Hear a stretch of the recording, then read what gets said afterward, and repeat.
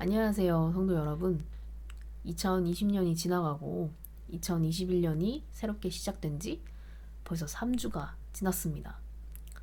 여러분께는 지금 이 새해가 어떻게 다가오고 계신가요?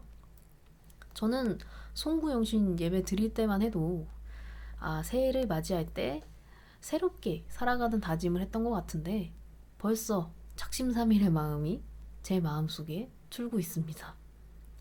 그럴 때 오늘 준비한 말씀이 저에게 큰 동기부여가 되는 것 같다라는 생각을 했습니다. 저는 오늘 애굽을 떠나 바로의 군대를 피해 홍해를 건너는 모세와 이스라엘 백성들을 통해서 말씀을 준비했습니다. 저희 모두가 익히 알고 있는 홍해를 가르신 하나님의 은혜에 대한 것입니다. 저는 이 말씀이 오늘 나에게 어떤 의미를 가지는지 생각해 보았습니다. 이 출애굽이 가지고 있는 의미는 하나님께서 애굽을 떠나게 하여 이스라엘을 구원한 것에만 그치지 않습니다. 애굽의 노예 생활 속에 묶여있던 이스라엘의 새로운 시작을 의미하기도 합니다.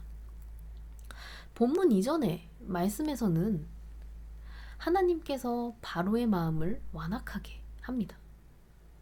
그리고 애굽의 군대가 이스라엘 백성들을 다시 잡으러 쫓아오고 있습니다.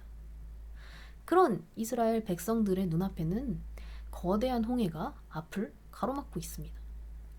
뒤에는 애굽의 군대가 오고 있고 앞에는 건널 수 없는 홍해가 앞을 가로막고 있습니다. 나아갈 수도 없고 물러설 수도 없었습니다. 이러한 상황 속에서 이스라엘 백성들은 모세와 하나님을 원망하기 시작합니다.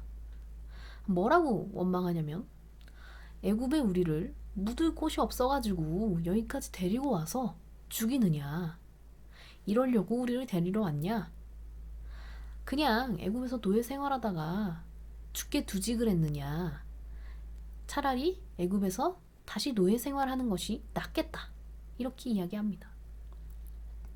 출애굽을 통해서 새로운 삶의 시작은 되었으나 여전히 백성들은 과거의 것을 기억하고 현재의 시선이 변하지 않습니다.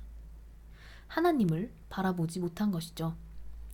이것은 오늘의 내가 과거, 현재에 묶여있는 애굽의 노예의 때와 같은 문제, 지금 내가 나아가야 할 홍해와 같은 문제들을 의미합니다.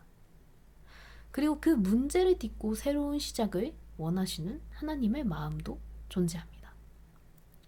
오늘 이스라엘 백성에게 행하신 그 홍해의 역사, 그것을 통해 새로운 한 해의 시작을 이끄시는 하나님의 사랑을 더 깊이 보기를 원합니다. 새로운 시작을 이끄시는 하나님의 인도하심을 위해 해야 할 일, 첫 번째는 나의 홍해를 건너는 것입니다. 모세는 이스라엘 백성들의 원망과 불평을 듣자 하나님께 기도합니다. 그러자 하나님께서는 모세에게 이렇게 말씀하십니다. 손을 내밀어 바다가 마른 땅이 되면 그 땅을 걸으라 라고 하십니다. 21절에서 22절 말씀을 보겠습니다. 모세가 바다 위로 손을 내밀매 여호와께서 그 동풍이 밤새도록 바닷물을 물러가게 하시니 물이 갈라져 바다가 마른 땅이 된지라. 이스라엘 자손이 바다 가운데를 육지로 걸어가고 물은 그들 좌우에 벽이 되니. 21절의 내용과 같이 모세가 내민 손을 통해 바다가 갈라져 길이 생겨납니다. 그리고 그 길을 이스라엘 자손들이 걸어간다고 말하고 있습니다. 오늘 제가 주목하고 싶은 부분은 바로 22절의 내용입니다. 말씀 속에는 단 한 줄로 기록되어 있지만 이스라엘 자손들이 바다 가운데를 건너는 그 과정을 묵상했습니다. 저는 이스라엘 백성의 시선으로 갈라진 홍해를 보는 모습을 상상했습니다. 한번 눈을 감고 상상해 보십시오. 눈앞에 가야 할 길 좌우로 거대한 물의 파도가 서 있습니다. 물이 얼음처럼 굳어 있지도 않았겠죠. 아마 꿀렁꿀렁 거리면서 미역과 같이 움직이고 있었을 것입니다. 나를 직접 건드리진 않지만 그 거대한 모습 하나만으로도 충분히 위압감을 줄 수 있었을 것입니다. 오늘의 내가 만약 이스라엘의 백성이 된다는 생각을 했을 때 가야 할 그 길 좌우로 물의 파도가 서 있다면 과연 쉽게 건너갈 수 있을까요? 그 웅장한 물의 거대함을 쉽게 무시할 수 있을까요? 이때 백성들의 모습을 한번 살펴보기 원합니다. 이스라엘 백성들은 하나님의 사랑의 마음을 알지 못했습니다. 애굽으로 돌아가는 것이 낫겠다는 말을 반복합니다. 하나님과 모세를 원망합니다. 그리고 이런 모습을 여러 번 보여줍니다. 이 물 사이를 어떻게 지나갔냐? 못 지나간다. 지나가다가 물이 다시 나에게 덮치면 어떡하느냐? 이렇게 말했을 것입니다. 앞에는 바다가 있었고 뒤에는 애굽의 군대가 쫓아오고 있습니다. 현실의 상황에서는 아무것도 할 수 없다고 생각하는 그때 주님은 이스라엘 백성들을 위해 홍해를 갈라 그 길을 준비하십니다. 참 감사한 것은 오늘의 환경에서도 주님께서는 나를 위한 길을 마련해 주신다는 것입니다. 바다를 갈라서라도. 그런데 여기에서 제일 중요한 것은 무엇일까요? 바로 마른 땅이 된 그 길을 나의 발로 내딛어 걸어가야 한다는 것입니다. 주님이 홍해를 갈라서 나를 위한 길을 마련해 주셨습니다. 그런데 그 길을 건너지 않는다면 물이 갈라져 만들어진 마른 땅은 땅으로서의 역할을 할 수 없습니다. 제2의 홍해와 다를 것이 없습니다. 이 홍해는 참 역설적인 모습을 가지고 있습니다. 홍해가 열리지 않으면 그래서 못 건넌다고 할 수도 있습니다. 그리고 홍해가 갈려서 열렸음에도 흔쾌히 건너가지 못하는 나의 모습도 생각하게 됩니다. 이 마음이 이때 이스라엘의 백성들이 가지고 있던 마음이지 않았을까요? 차라리 그냥 새롭게 출발하지 않았더라면 출애굽하지 않고 애굽에 있었어야 했다. 또는 이 자리에서 잡혀서 노예가 되는 것이 낫다고 생각했을지도 모릅니다. 새로운 출발은 나에게 너무 버거운 일이라고 생각하는 백성의 모습 말입니다. 새로운 시작을 이끄시는 주님은 그 자리에 머물러 있기만을 원하시지 않습니다. 갈라진 그 홍해의 길을, 나의 홍해의 길을 건너기를 원하십니다. 성도 여러분, 하나님께서 갈라주신 나를 위한 그 홍해의 길을 걸어가십시오. 나의 홍해를 건너가야 합니다. 그곳에 나의 발을 내디딜 때 하나님의 인도하심을 더 깊이 누릴 수 있습니다. 두 번째, 어려움 속에 있는 하나님의 사랑을 보는 것입니다. 17절 말씀을 보겠습니다. 내가 애굽 사람들의 마음을 완악하게 할 것인즉 그들이 그 뒤를 따라 들어갈 것이라.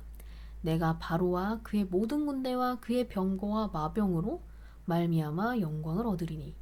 23절 말씀도 보겠습니다. 애굽 사람들과 바로의 말들, 병거들과 그 마병들이 다 그들의 뒤를 추적하여 바다 가운데로 들어오는지라.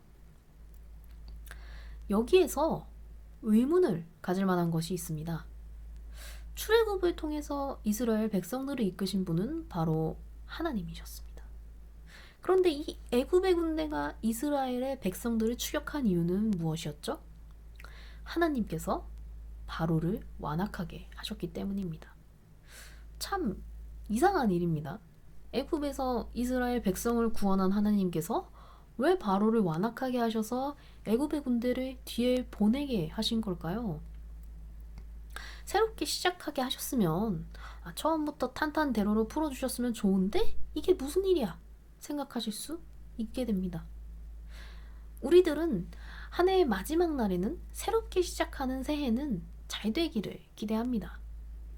그런데 가끔은 그런 나의 기대감을 가볍게 묵살시켜버리는 일들이, 그런 어려움이 먼저 찾아오기도 합니다. 시작 전부터 나를 괴롭혀 오던 일들이 새해까지 쭉 지속되기도 합니다. 그런데 이것이 하나님께서 바로를 완악하게 하시어 어려움을 허락한 것이라고 생각하면 참 억울하다라고 생각할 수도 있는 부분입니다. 그런데 우리가 여기서 주목해야 할 것은 애굽의 군대를 나의 뒤에 오게 하도록 허락하신 하나님의 마음이 무엇일까 생각해 보는 것입니다. 그것은 기쁨의 땅으로 나를 인도하시기 위한 하나님의 사랑이 담겨 있습니다. 만약 나의 뒤에 애굽의 군대가 없었다면 어땠을까요? 어쩌면 그 길을 가지 않으려 했을지도 모릅니다.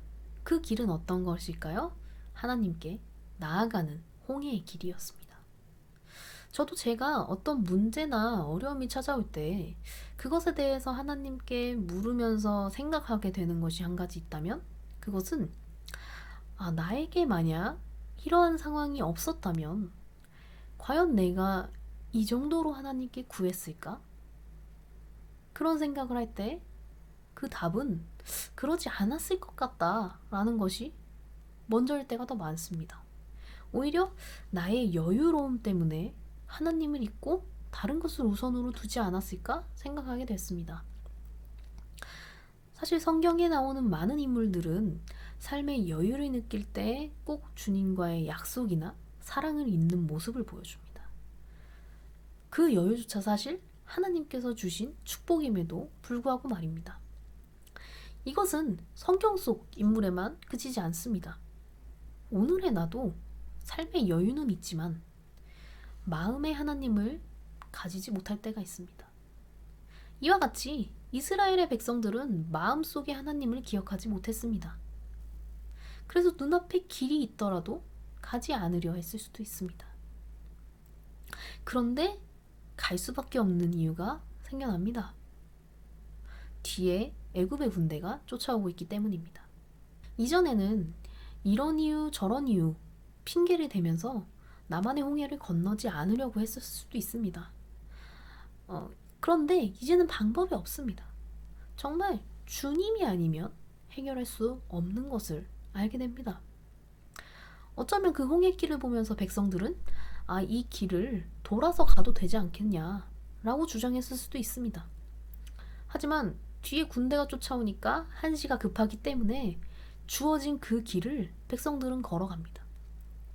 정말 온전히 하나님만을 의지할 수밖에 없게 됩니다.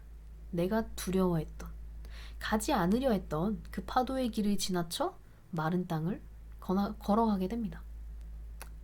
주님은 때로 나의 길을 위해 내가 발을 내딛어 길을 가기를 원하십니다. 그렇기에 바로를 완악하게 하십니다. 하나님의 사랑은 내가 자리에 머물러 있는 것이 전부가 아니길 원하십니다. 애굽에서의 노예 생활을 추억하기를 원하시지 않습니다. 새롭게 나아가기를 원하십니다. 주님이 주시는 애굽의 군대와 같은 어려움은 내가 새 삶을 살 수 있게 발을 내딛게 하는 훈련일 수도 있습니다. 주님은 아십니다. 내가 그 홍해를 건너는 것이 젖과 꿀이 흐르는 땅을 경험할 수 있다는 것을 말입니다. 과거 그리고 현재의 내가 추구하고 있는 것들, 두려움, 하나님을 믿지 못하는 마음을 뒤로 하기를 원하십니다. 주님을 향한 한 걸음을 내딛게 하기 위해 주님은 애굽의 군대를 허용하십니다. 나를 사랑하시기 때문에 나를 인도하시는 그 하나님의 사랑을 보게 하기 위해 그렇게 하십니다. 성도 여러분, 애굽의 군대를 바라보는 것이 아니라 갈라진 홍해의 위험을 보는 것이 아니라 나를 위해 행하신 하나님의 사랑을 바라보십시오. 나를 젖과 꿀이 흐르는 땅으로 인도하기 위한 주님의 선택을 보십시오. 그것이 나를 더욱더 새롭게 만드는 길입니다. 세 번째, 하나님은 나의 여정에 항상 마중 나와 계십니다. 23절에서 25절 말씀을 보겠습니다. 애굽 사람들과 바로의 말들, 병거들과 그 마병들이 다 그들의 뒤를 추격하여 바다 가운데로 들어오는지라 새벽에 여호와께서 불과 구름 기둥 가운데서 애굽 군대를 보시고 애굽 군대를 어지럽게 하시며 그들의 병거바퀴를 벗겨서 달리기가 어렵게 하시니 애굽 사람들이 이르되 이스라엘 앞에서 우리가 도망하자 여호와가 그들을 위하여 싸워 애굽 사람을 치는도다.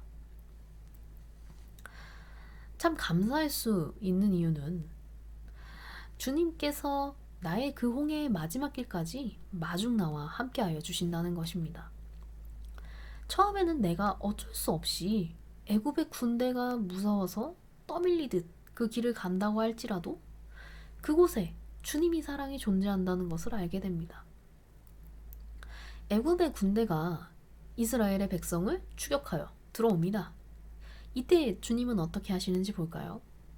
24절에서는 새벽에 불과 구름 기둥으로 애굽의 군대를 어지럽게 하십니다.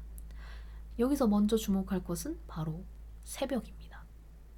새벽이라는 시간은 어떤 시간대일까요?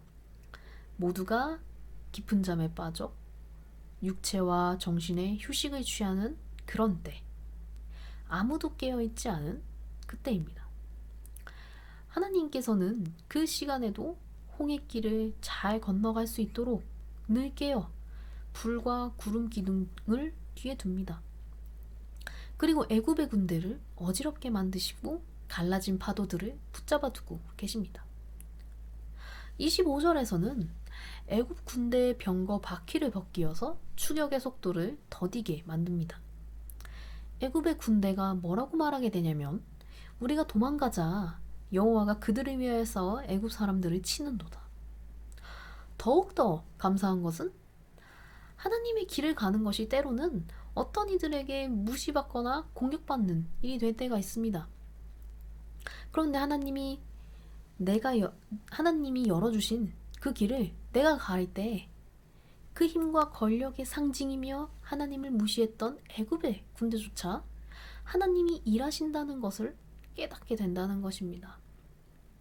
그리고 종국엔 어떻게 하시냐면 28절과 29절의 말씀을 보겠습니다. 물이 다시 흘러 병거들과 기병들을 덮되 그들이 뒤를 따라 바다에 들어간 바로의 군대를 다 덮으니 하나도 남지 아니하였더라. 그러나 이스라엘 자손은 바다 가운데를 육지로 행하였고 물이 좌우에 벽이 되었더라. 애굽의 군대를 덮어버리십니다. 하나도 남지 않습니다. 그러나 이스라엘의 백성들이 걷고 있는 길은 여전히 갈라져 있습니다. 그렇습니다. 주님은 나를 맞이하는 그 일에 온 신경을 쏟고 계십니다. 나보다 나를 더 잘 아시기에 내가 신경 쓰지 않는 것까지 모두 나의 뒤에서 앞에서 함께 해주시고 계십니다. 요즘에 자신이 사랑하는 사람들을 마중하러 나가는 모습을 보여주는 광고가 있습니다. 그 광고에서는 마중이라는 것을 어떤 의미로 사용하냐면 이렇게 사용합니다. 마중이라는 것은 마음이 가는 중이다 라고 말을 합니다. 우리가 건너는 홍해길은 하나님께 마음이 가는 중일 것입니다. 그러나 하나님이 나를 향해 오시는 그 마중은 새벽부터 나를 쫓아오는 거대한 어려움들의 속도를 더디게 하며 후에는 파도에 사라지게 만들어주시는 그런 사랑입니다. 주님은 우리를 항상 마중 나와 계십니다. 마치 탕자의 아버지가 탕자가 문 앞에 도착하기도 전에 달려가 끌어안은 것처럼 말입니다. 몸이 더러워도 입 맞추고 기뻐한 것처럼 기다리고 계십니다. 주님의 마음이 오는 것은 나의 마음이 가는 것보다는 비교할 수 없을 정도로 빠르고 큽니다. 그렇습니다. 지금 우리는 어느 자리에 있을까요? 애굽의 수도에 있을까요? 홍해 건너가기 전 그 앞에 있을까요? 아니면 건너는 중일까요? 아니면 건넜을까요? 사랑동산교회 성도님들과 오늘의 저는 여기서 멈추지 않기를 원합니다. 새롭게 시작하는 한 해, 하나님 앞에서의 새로운 삶을 위해 내 앞에 있는 그 홍해의 길을 내 발을 내딛어 나아가기를 원합니다. 걸어가는 것 절대 쉽지 않을 것입니다. 가고 싶지 않을 때도 있을 것입니다. 시작부터 어려울 수도 있습니다. 어려움 때문에 하나님 앞에 나올 수밖에 없을 수도 있습니다. 하지만 그 길은 내가 하나님 없이 고집했던 이전 것들을 다 버리고 진짜 적과 꿀이 흐르는 기쁨을 경험할 수 있는 길이라는 것을 알게 될 것입니다. 그리고 내가 그 길을 갈 때 주님께서 나를 위해 마중나오셔서 함께하고 계신다는 것을 알게 될 것입니다. 주님만 나를 마중나오셔서 마음을 보여주시는 게 아니라 나의 삶에서도 주님께 마음이 가는 중이길 원합니다. 주님이 마중하는 것이 기쁨이 되기를 원합니다. 이전에는 뒤에 애굽 군대와 내 앞에 홍해가 먼저 보였다면 주님을 마중하는 그 기쁨 때문에 그들이 더 이상 보이지 않는 내가 되기를 소망합니다. 감사합니다.